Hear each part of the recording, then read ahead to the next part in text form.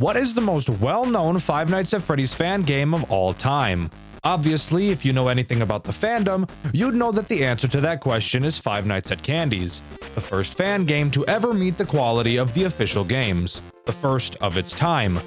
Five Nights at Candy's needs no introduction. If you're watching FNAF videos like this, you already know what it is, and you probably remember various YouTubers playing it, and remember how amazing it truly was. But was it really? Today, I'll be taking a deep dive into the world of Five Nights at Candy's, Five Nights at Freddy's most mediocre fan game. Five Nights at Candy's 1. Where it began, where it started. It would be unfair to talk about the original since a much better remake has been made for it now, Five Nights at Candy's Remastered, so I'll be talking about that version when talking about the first game in the series for this video. For the first game in the series, this game actually has a bunch of characters, something that most first FNAF games don't have, starting off with a large 7 different animatronics for you to deal with. But let me tell you, this will not lead to any meaningful challenge throughout the game. Might as well mute the fucking thing and put on a movie while you're playing because this game is piss easy. Easy game doesn't equal bad game, Dexter, I hear you saying, and I agree. There are plenty of very easy games that are very fun and good. However, the thing about those other easy games is that they're also fun and entertaining. Five Nights at Candy's is not fun or entertaining. There are multiple mechanics implemented into this game that are actually useless, and I'll get into those in a bit. But first, we should talk about Night 1. Night 1 introduces 3 characters. Excuse me? 3. 3 characters on the first night of the game. Well, this just sounds like a fucking nightmare, doesn't it? Well, don't fret. You actually have nothing to worry about because, as I said earlier, this game is easier than a pick-me-girl. The animatronics active on this night are Candy, Cindy, and Chester. Let's cover Candy first since he's the main character. Who would have thought? Candy loves to twerk. That's not important. Just thought I'd tell you about my headcanon. Hey, Candy! Boing! Boing! Boing! Okay, sorry. Anyways, Candy can attack either of your 2 doors, which you may think would make him a challenge, having to strategically watch the cameras to see which direction he'll go in. Because something you'll notice about your office is that the doors have no lights. Well, guess what? That doesn't matter because Candy's eyes glow in the doorway when he appears there, so you never have to check your camera. Just watch the door for the 2 white dots to appear and then close it. Well, if it's not hard to track him, does he waste a lot of power to make the night more stressful? No, not at all. He and all the other animatronics actually leave your door incredibly quickly, so you will barely waste any power keeping them out. Speaking of power, how does it work? Well, something interesting about the doors is that instead of draining a constant amount of power like most FNAF games, the doors in this game will exponentially drain power, meaning that the longer they're closed, the faster they drain power. You can tell how fast the doors will drain power by the meter directly next to the button. That sounds fun, right? Having to manage your door power to make sure it doesn't stay high for too long? No. I just told you the animatronics leave super quickly, but on top of that, when you open the door, the meter empties almost immediately, so there is no challenge whatsoever. Okay, so the main character isn't tough to deal with. Maybe the other ones will compensate. Tell me about Cindy, Dexter. I want to examine her hip dips. First of all, back up, Buster. She's mine. Second of all, she's actually even easier than Candy is, if you could believe it. She works in the exact same way, except she only attacks the right door. Her eyes will also glow in the doorway, so again, there is still no need to ever look at the cameras yet. Are you keeping up? Let's see how long it takes before we're forced to look at the cameras together. This will be fun. What about Chester? He's got an interesting character design. How does he work? Well, you're actually right, I can't lie. Chester starts behind a curtain similar to Foxy, except the difference is that I actually can lie. All he does is go to your right door. Oh, and his eyes glow, so no. Still no reason to ever look at the camera in a million years. Okay, this game sounds really underwhelming, Dexter, but hey, you said there were 7 characters, right? Who appears in Night 2? Wonderful question. Night 2 introduces the Penguin, but unfortunately that's a really boring and shitty name, so I'll be calling him Petey because fuck you. Petey actually does something different this time, and no, I'm really not lying this time. Petey will enter your office and hide under your desk. He himself doesn't actually kill you, but he will randomly open and close your doors, which can prove to be frustrating if he opens a door at the wrong time and you don't notice. Stop closing my shit, Petey. Stop closing my shit, Petey. Not cool, Petey. Petey, stop it! Oh, Petey, you're such a little dirty slut. He's also just adorable. I mean, look at him. He's precious. Oh, also there's one key detail about him I left out, and that's that when he gets to your door, his eyes glow, so you can easily keep him out of your office. So you know, I still don't ever have a reason to look at the cameras. Dexter, this is draining. When is this game going to get interesting? Well, that's funny you should ask that because the answer is fucking never. Night 3 introduces Blank, the most interesting character out of the entire game. And let me tell you, he's really not that interesting. Blank acts as this game's Foxy. I know I blue-balled you earlier, making you think that would be Chester's role, but Chester is really just worthless. Blank, on the other hand, is still worthless, just slightly less so. Blank appears on a camera I can't be fucked to double-check the name of. He has multiple phases he moves through before jumping to camera 5.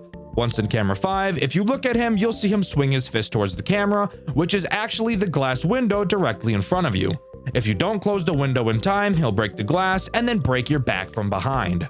Well, hey, look at that. Finally a reason to look at the cameras, right? Took the game long enough. Wrong, fucking idiot. Let me teach you how to properly play this game. Cameras are for bitches. You're not a bitch, are you? No. You watch Dexter White, and my second channel, Dexter Black, and my third channel, Dexter Blue, right? You're subscribed. You better be subscribed, you dirty piece of shit. I know you're not fucking subscribed. You better do it right now before I leak those Discord messages with that girl that said she was 13. Yeah, that's right, you fucking freak. I saw them. I'll let the whole fucking world know unless you subscribe right now. Did you subscribe? Okay. Good. Officer! Here he is! The sick bastard is right here! Gun his ass down! Taser, taser, taser! Firing squad, now! Go! Send him to fucking Moab! Another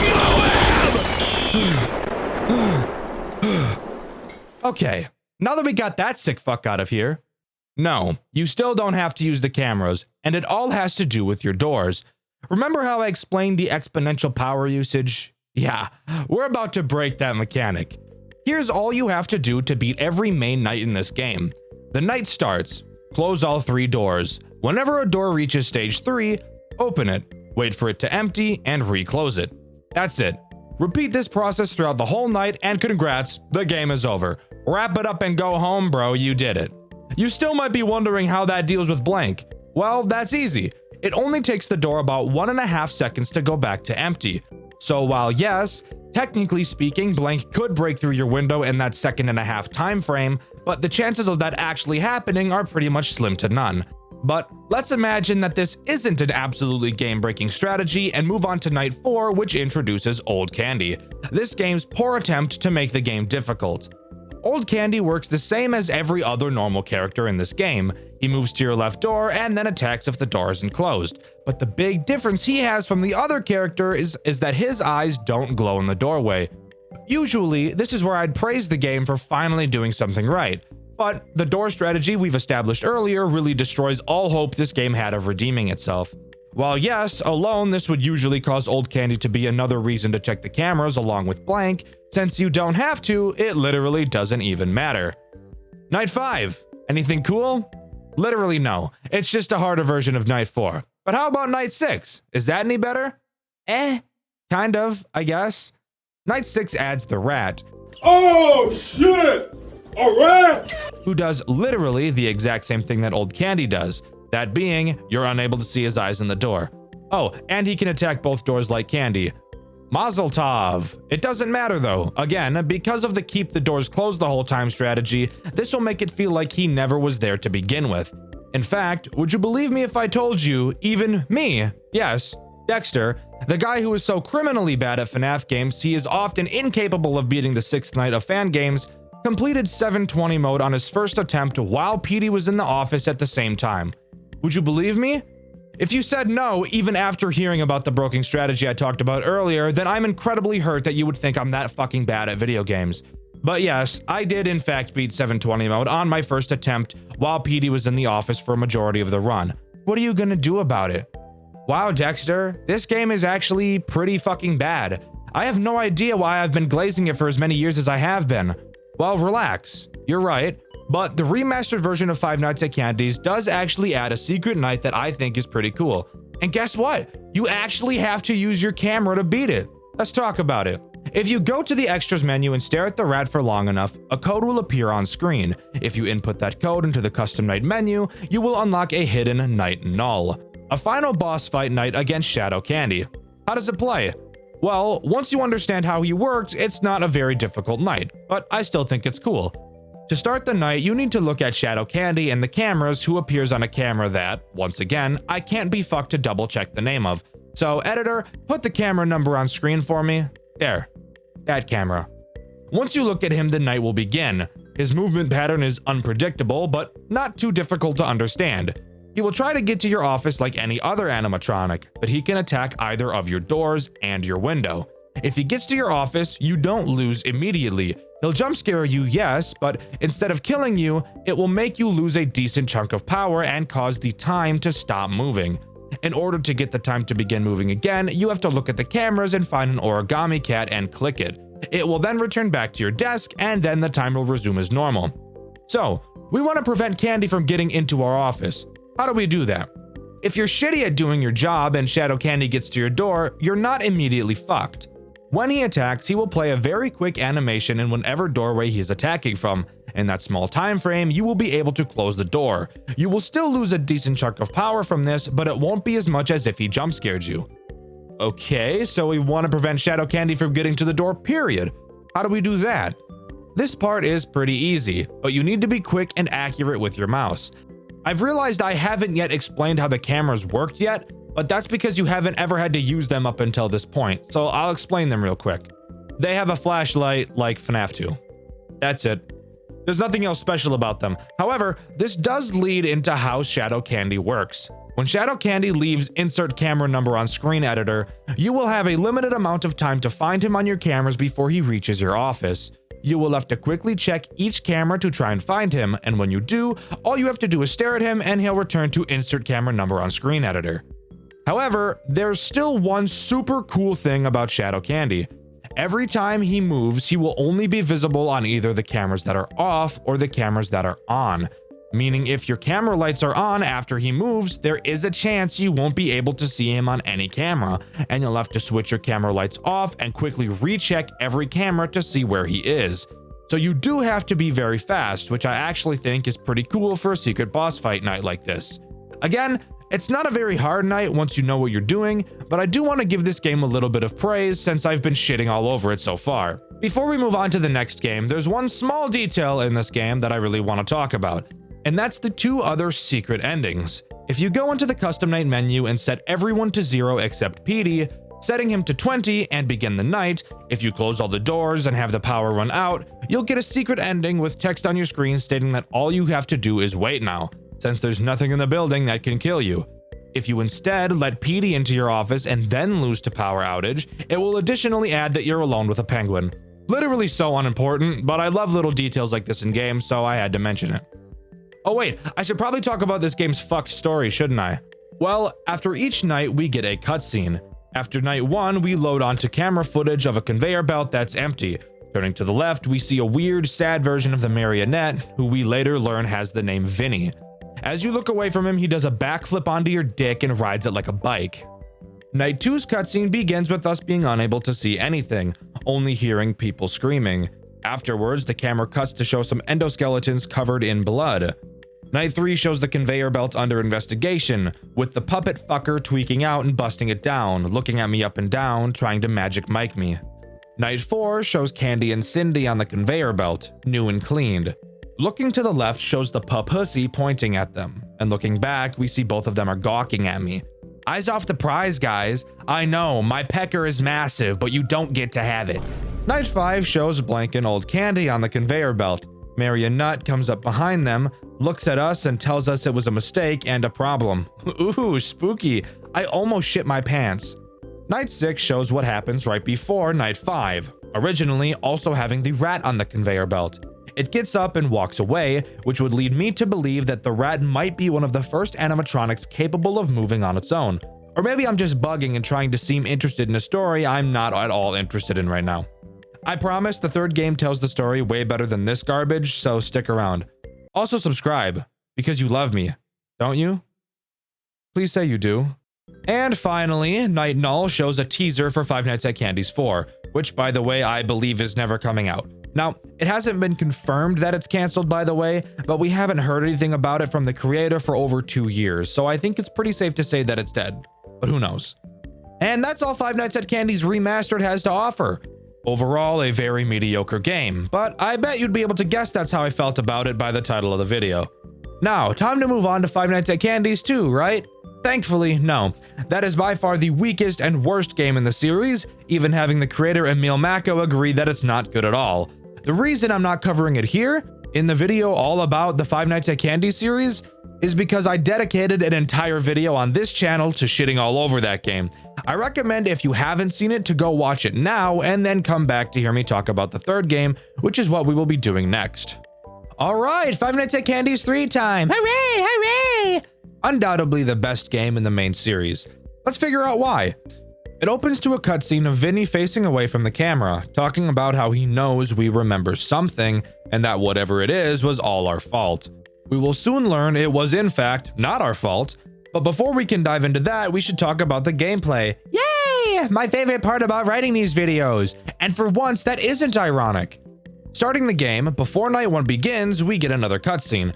Presumably our character is talking to a counselor or a psychologist, or something of the nature of that profession. In this game we play as a child, and the office is replaced with a bedroom reminiscent of Five Nights at Freddy's 4. This game takes a pretty similar approach to Five Nights at Freddy's 4 as well in terms of what is actually happening. It seems that what we experience is a dream, or I guess a nightmare would make more sense, which is very commonly believed to be what is happening in Five Nights at Freddy's 4 as well. We see that we drew a picture of our nightmares, that being the rat and the cat. We're then thrown into night 1 and I can do a gameplay breakdown. What can I say? This is my favorite part. Just kidding, we have some more bullshit before we can actually get into the night section of the game. We're tossed into an 8-bit minigame section, and before each night we will come back to this place. In it, we'll be able to explore the Dreamscape, find secrets about the lore, and talk to the origami cat that we saw in Night Null from the remastered first game. As the night progresses, more things will be added to the Dreamscape, but I'll explain that as we go. On the first night, all that's in our bedroom area of the Dreamscape is the origami cat and our bed. The cat explains an important night mechanic, our tape player. I'll explain what that does when we actually get into the night. I mentioned that we can explore here, so what can we find, and what significance does it have? Well, let's explain how the Dreamscape actually works first. You'll be able to see a clear path laid out, with nothing but darkness surrounding it. This darkness is not walls, as you can walk here, but if you walk too far from the path, you'll get jumped and butt-banged by the rat. So just stay on the path unless you know what you're doing. On night 1, following the path, we find a toy car that we can talk to. He really says nothing of significance. We also find newspaper clippings talking about the new animatronics that Candice has designed. Wow, I'm so excited! I hate talking about lore. If you're new to the channel, I don't like talking about lore because I'm really bad at it, but I try my best. We find a rock with engravings on it that says we shouldn't be scared of stepping off the path a little bit. Checking the back of the rock, it tells us to go south. Doing so leads us to another newspaper clipping, reading about a place called Rat and Cat's Theater, which will become very important to the story later. The puppet animatronic supposedly started moving on its own and attacked a child. The guy who was supposed to be remote controlling it got arrested because nobody believed him when he said it moved by itself. Typical. Never believe the wagee, right? Fuck them. They said that they don't have any organic pasta sauce in the back. They must be lying. Now I have to make a scene until the manager of the building comes to my rescue and tells me the exact same thing the wagee just told me. Anyways, here we can find our tape player and an arcade game. Oh boy, arcade games. I don't know about you guys, but I personally hate the arcade games in any FNAF game. Maybe I'm just a hater, but I've never been a fan. Anyways, now we can actually move on to my favorite part of the video. Game mechanic breakdown, the part I'm actually good at. This game plays very basic in nature, and honestly isn't all that hard, but I do think it's the most enjoyable gameplay out of the whole series. Before we talk about the characters, I want to talk about the tape player that we picked up earlier. Located behind us, we can access this tape player, and if you play the music, the night will progress faster. So there's seriously no reason not to play it. The only downside is that it makes noise, and listening in this game is kind of important. After a bit of time, the tape player will stop, and you'll have to rewind it in order to play it again. Now, to talk about the only threat active on night 1, the rat. Just like Candy's 1, there are 3 entry points the animatronics can attack from, 2 doors and a closet. The rat will occasionally appear at any of these 3 areas, and you'll know he's there based off of sound cues and opening your fucking eyes and looking. If you catch him fast enough, he'll hide again, very similar to Bonnie and Chica from Five Nights at Freddy's 4. If, however, you don't flash him with your light quick enough, he will enter his attack phase, wherein he'll jump in front of you, waving his dick in your face. During his attack phase, all you have to do is keep your flashlight on his face. He'll move his head out of the way to try to avoid the light. After successfully defending yourself, the attack still isn't over, as the rat will jump under your bed. At this time, you must check under your bed to see which side he's on. Once you figure it out, you must come back up and look in the opposite direction of where he was to lure him out from under the bed. Here is where you have to listen very closely to be able to hear him coming up from under the bed. Look too early, and you're cooked. Look too late, and you're also cooked. Once you hear the sound cue, quickly turn and flash your light at his face once more, and he'll finally leave your room, ending the attack phase. This is honestly pretty damn cool, I can't even lie. I think it's interesting how he doesn't give up on his pursuit so easily and continues to try different means of attacking you. Again, the rat is the only threat on this night, so completing it isn't all too hard. After completing the night, we get a post-night minigame. Yay, more lore. I'm so excited. Each of these minigames plays the same on each night, with small differences here and there. In these games, we play as our character inside of the rat and cat theater. Walking around, we can talk to our dad and eventually find the rat, who at the time wasn't an animatronic, but was instead just a big mascot costume that an actual human would be inside of. He asks to play hide and seek, and it's our job to hide. Spoiler alert, you will always be found. When he finds you, the minigame ends and we head back to Dreamscape. Night 2 Dreamscape adds a drawer with a lamp to our bedroom. Heading into the darkness, we find another rock, and on the back, it reads to go east. Going east, we find a newspaper clipping reading that Rat and Cat Theater will be reopening. We find another rock, tells us to go north, and we do find another path. Following it, we find a newspaper clipping reading that the animatronics at Rat and Cats will be safely controlled by experts. Judging by what we read in a previous clipping, I have a funny feeling they're not going to listen. But you know what? I'm sure it's totally fine. Traveling off the path again, we find a toy horse that says a whole lot of fucking nothing. Keep traveling around and we find another arcade game and can finally go back into the meat and potatoes of this game. All right, night 2. Anything new? No. It's the same as night 1, but the rat is more aggressive. Yay. Now I get to talk about more lore. I'm not excited. I'm so sorry you have to hear me talk about this. The post-night 2 minigame has us play hide and seek with the cat this time. Spoiler alert, you still can't win. Get found and we go back to the Dreamscape. This is going to be majorly what I talk about in the section of the video until something new is introduced, by the way, so I truly apologize for that.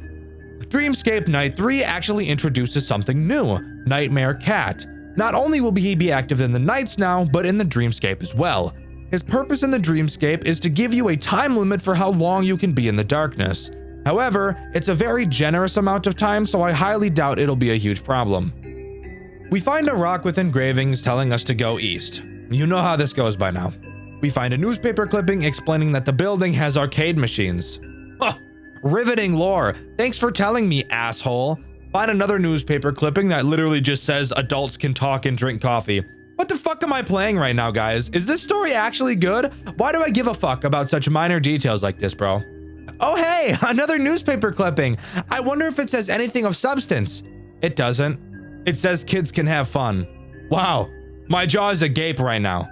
We find a worthless toy duck and an arcade game 3 part 1, and finally can continue on to the next night, where I actually have 2 mechanics to talk about. This night, as I mentioned earlier, introduces the cat.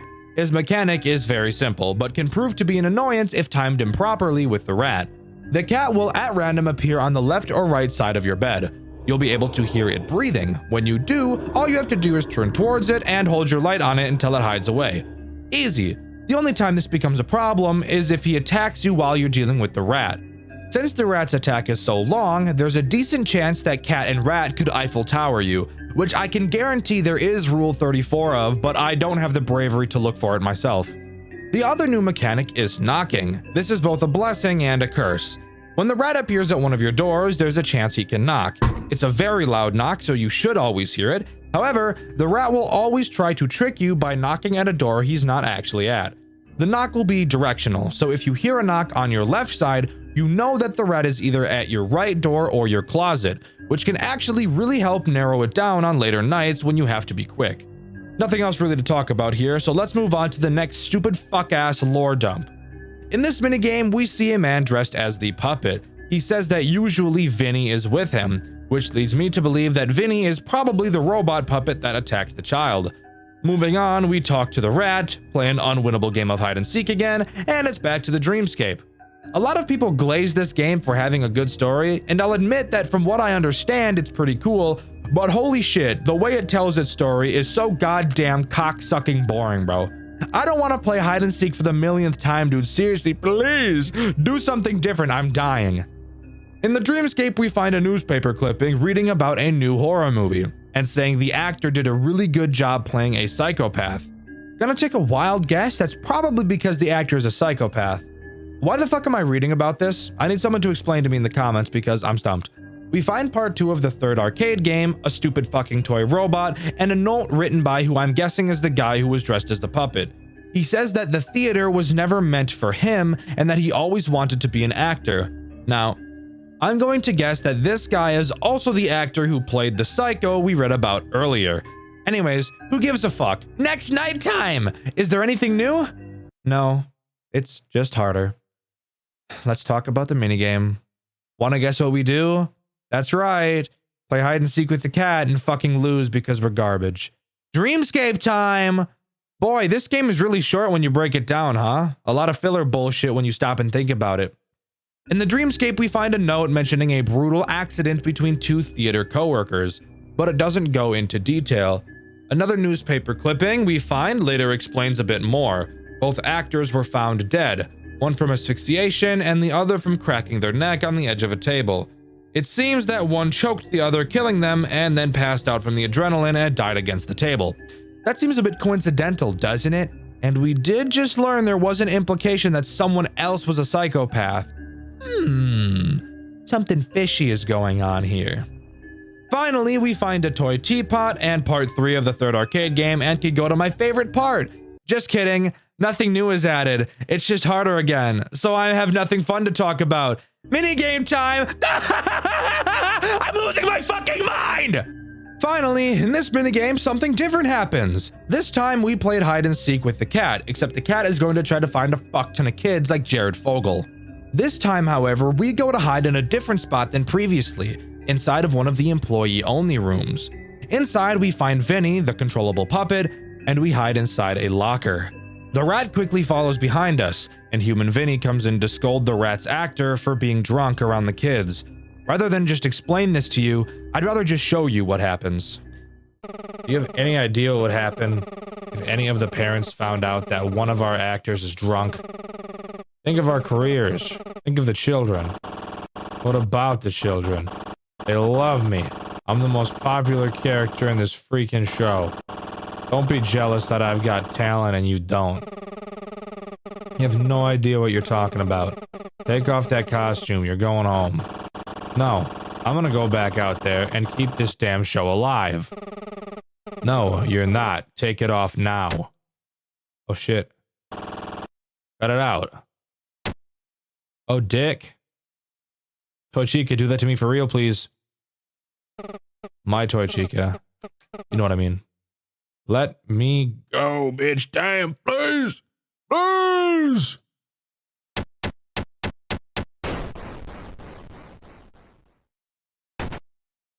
Oh shit, he's dead. Hey. Hey. Are you okay?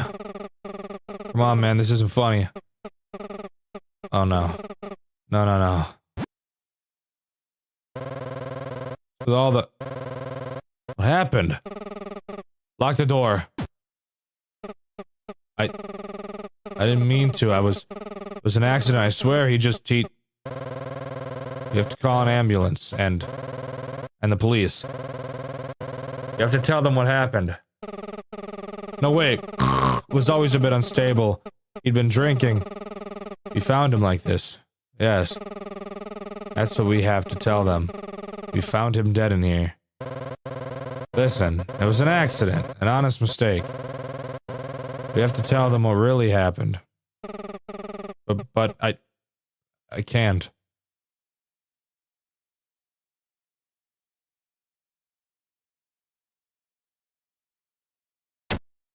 Oh shit!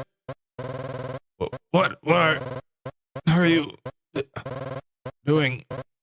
I can't.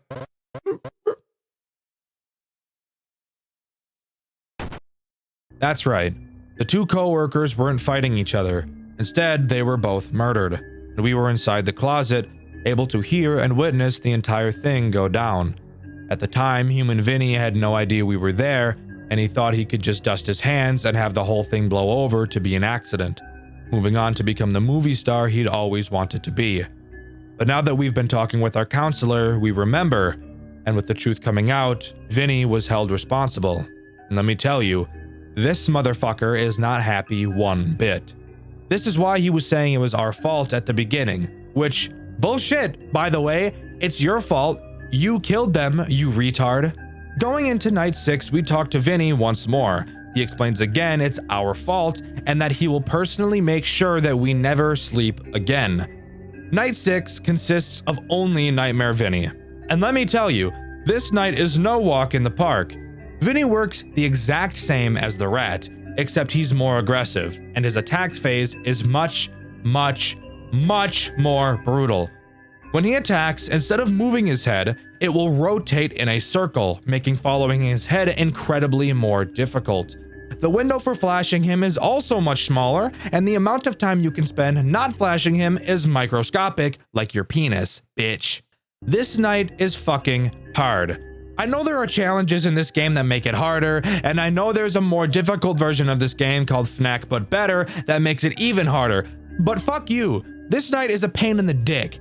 I naturally have very shaky hands, and that prevents me from being able to complete it without pouring hours and hours of work into it, but I urge you to play through this game for yourself if you don't believe me how hard it is.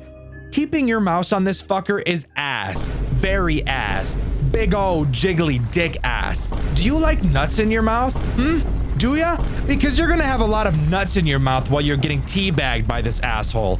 He's gonna be dragging your nuts across your forehead, and you're going to be begging for his Jeeb juice because you're a dirty little piglet. Oh please, mix it with orange Fanta. Chris Chan, fuck off, boy. Anyways, after beating the night, we get one last minigame. We step out of the locker, walk past the bodies, and out of the building where we're greeted by the police who didn't even know we were in there, and reuniting with our dad. Really, the only other thing to talk about is the arcade games we've been collecting in Dreamscape. Fishing with Candy, Cindy's Garden, and Candy's Adventure. Fishing with Candy has us catch fish. Wow, I bet you couldn't have figured that out. Occasionally, Petey will appear to take one of your fish like the dirty little slut that he is. If you reach a score of 9,999, you will enter a secret minigame. In this game, you play as a parent walking around the Candy's building, eventually stumbling upon a crowd of kids watching Vinnie. The kids disappear and Vinnie's smile turns into a frown. Afterwards, the game ends. Cindy's Garden has us whack moles. Reaching a score of 9,999 will send us to another minigame, this time playing as the cat. We have to catch 2 kids and put them on a conveyor belt, turning them into Candy and Cindy. So yeah, that's pretty fucked. We just put 2 live children through a machine that compacted them inside of a metal suit. That's like super fucked up, and I don't think I needed to tell you how fucked up that is, yet here I am telling you that. Finally, we have Candy's Adventure, and fuck is this a long one. It's normal for 90% of it, just being a Mario-style platformer where you have to avoid some enemies, solve some puzzles, and collect some power-ups. I will add that this minigame is pretty damn hard, however. At the end, there's a boss fight against a big dog, and once you beat him, you can glitch the game and enter another secret minigame. In this minigame, we play as the rat. We have to walk through the original Candy's restaurant, avoiding the gaze of the other animatronics, and eventually get to the office where we attack the night guard and helicopter our dick in front of him to make him jealous. And with that, I'm pretty certain that is all Five Nights at Candy's 3 has to offer. Please let me know if I missed anything in the comments. That's also where this video wraps up. Overall, I do think the entire Candy's experience is fairly enjoyable as long as you don't count the second game, because that game is actually the most boring shit of all time. Like, holy shit, I hate it so much. I do think the hype around the lore is deserved, since it actually tells a very disturbing and interesting story. However, I do not think that the gameplay matches the lore enough for me to say this game is anything better than mediocre. With the first two games being way too easy, and the third game barely having anything to it in the night sections, and having the lore be told through a very boring and repetitive cutscene, I can't say this series is anything incredible. Yes, it is one of the first FNAF fan games ever made, and that has to go into consideration, but I'm not going to review a game differently based on the time it was released. This game could have been much better if the gameplay and story were just balanced better, and I don't feel like they are. But what do you think? Do you agree with me? Or do you think that I'm so horseshit wrong and that I should kill myself? Let me know in the comments. In my 5 Nights to Remember video, I asked you guys who your favorite Five Nights at Freddy's character was, which, yes, I recognize now I've already asked in a video, but shut up. My favorite answer is this one by Rewrite VA, who said Withered Foxy, because when they were a kid, he made them literally shit their pants, not figuratively. They saw Withered Foxy in FNAF 2 and actually physically defecated in their pants.